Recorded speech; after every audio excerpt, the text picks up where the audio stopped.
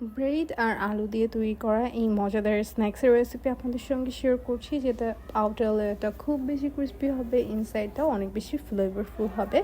আর এটার জন্য আমি নিয়ে নিয়েছি 4 পিস ব্রেড।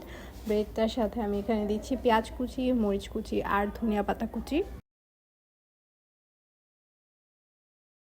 4টা ব্রেডের পিসের জন্য আমি এখানে একটা বয়েল আলু ইউজ করছি। আপনি যদি 2টা ব্রেডের পিস নেন তাহলে হাফ একটা আলু ইউজ করবেন। স্পাইসেসের জন্য যাচ্ছে এখানে আদা এবং রসুনের পেস্ট আর জিরার কিছুটা পরিমাণ পেস্ট। আদা রসুনের পেস্ট একটু বেশি পরিমাণে ব্যবহার করা হয়েছে, জিরার পেস্টটা কম পরিমাণে ইউজ করা হয়েছে।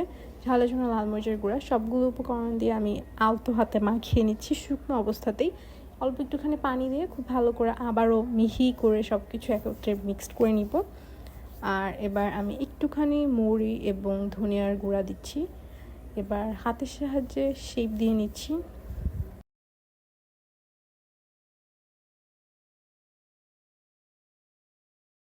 আজকের ক্রিসপি এই স্ন্যাক্সটা আমি ফ্রাই করছি সানফ্লাওয়ার অয়েলে। তেলটা গরম হয়ে গেলে আমি তেলে একে একে স্ন্যাক্সগুলো দিয়ে দিব।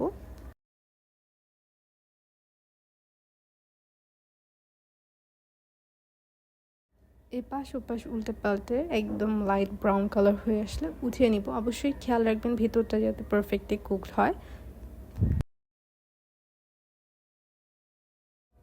এভাবেই তৈরি হয়ে গেল বিকেলের নাস্তার জন্য খুব মজাদার আলু এবং ব্রেড দিয়ে স্ন্যাক্সের রেসিপি।